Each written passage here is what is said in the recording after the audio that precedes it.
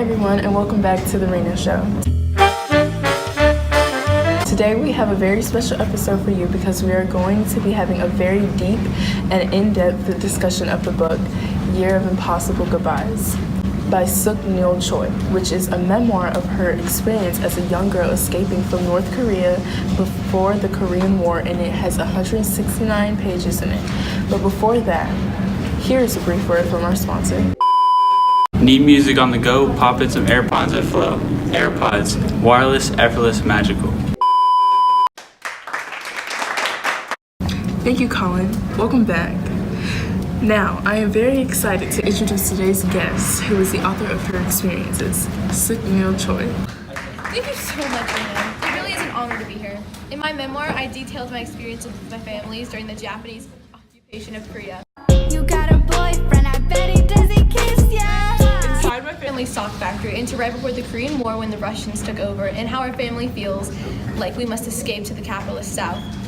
This story has a lot of heart, and the main thing is that I feel is hope is even the darkest times, as well as growth and maturity as an older sister. Very good. Now, as a writer, what was the main source of inspiration that you took from when writing this novel, other than your personal experience alone? Well, of course, my personal experiences were the driving factor behind my writing of the memoir.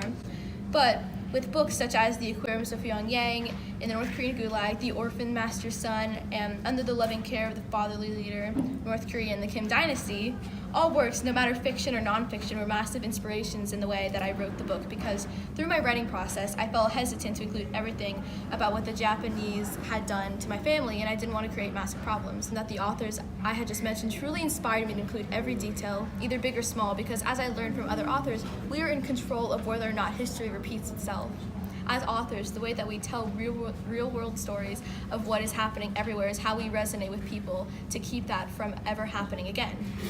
Trust me, the way I was treated and the experience I had made me never want to experience that again, but I also not want to let anybody else ever experience that ever again. This memoir opened up to talk about what truly happened, to allow this horrendous war to occur, and I hope this is what people will remember, so that Korea will not be known as the forgotten war, as so often as it is. Wow, that was very insightful of you, Suk. Thank you so much for joining us today.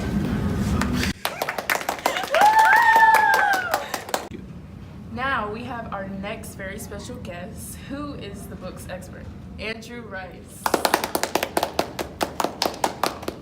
Thank you so much for having me here, Rena.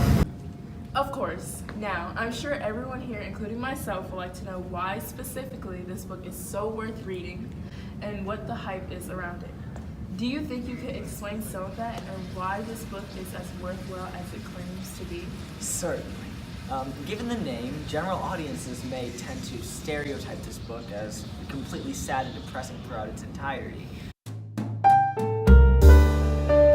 But that's really not the whole truth.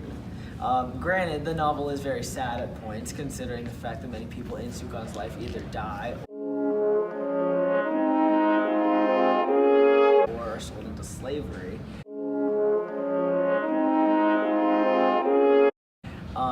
But for her to never see them again. But one thing remains constant and reoccurring in her memoir for her life is that she hopes to hold on to what she was given to by her grandfather.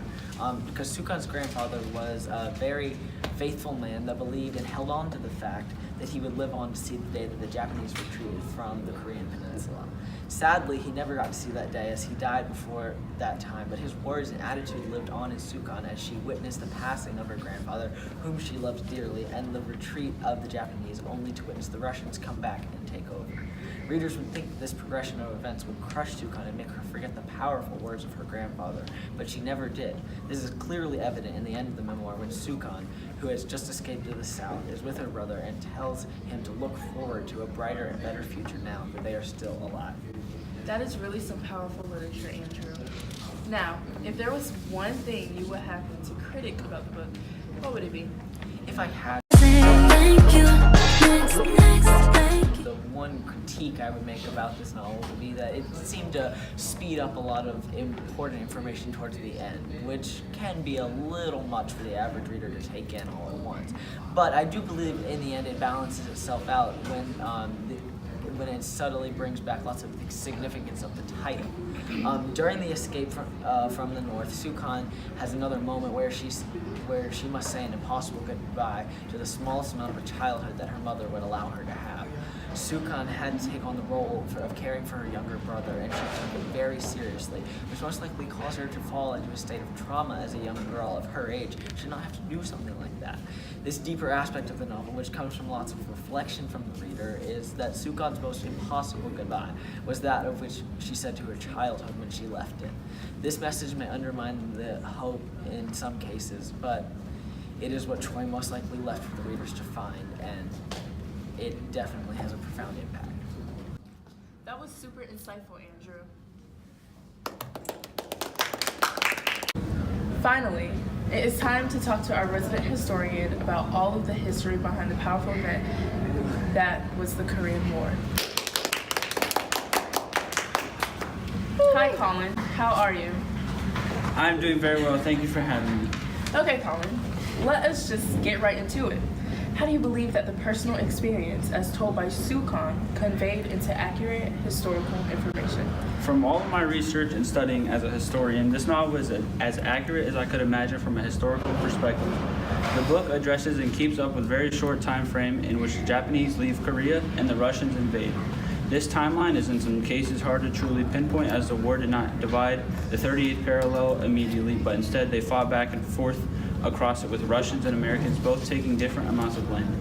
This novel does address that issue by sticking to one R of North Korea that's always under firm Soviet control. Interesting. Now, a lot of the reason why people study history is to learn from the past and prevent future events from happening in the future.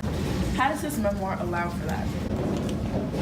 This memoir actually allows that to happen very easily because it really shows the origins of North Korea and how they got to where they are, which is a very important thing for people to know, since North Korea seems to be all over the news these days.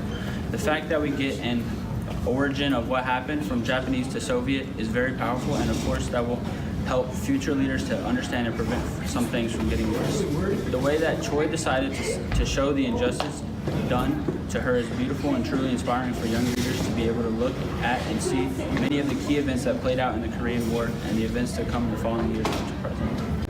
Okay then, there it is. All of the information on Year of Impossible Goodbyes by Suk Neil Choi.